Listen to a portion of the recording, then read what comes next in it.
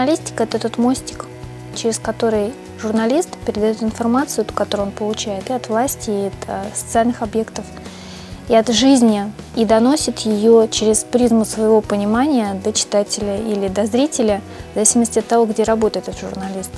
Очень важно, наверное, чтобы те люди, которые работают в этой сфере, оставались людьми внутри и очень много требовали бы от себя для того, чтобы та информация, которую мы получаем, она не была искаженной, потому что очень много искажается сейчас, и человек теряется между пониманием того, как надо, чтобы было в жизни, как есть, и очень вот эта шаткая грань, тот, наверное, мостик, который есть не у всех, и высокие нравственные внутри человека устои, они не позволяют эту грань перейти.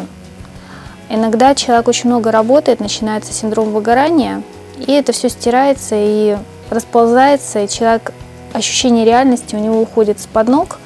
И многие, не надо лукавить, думают, что в принципе так и должно быть, и не понимают некоторые журналисты, которые очень много в этой сфере работают, почему отношения меняются к ним.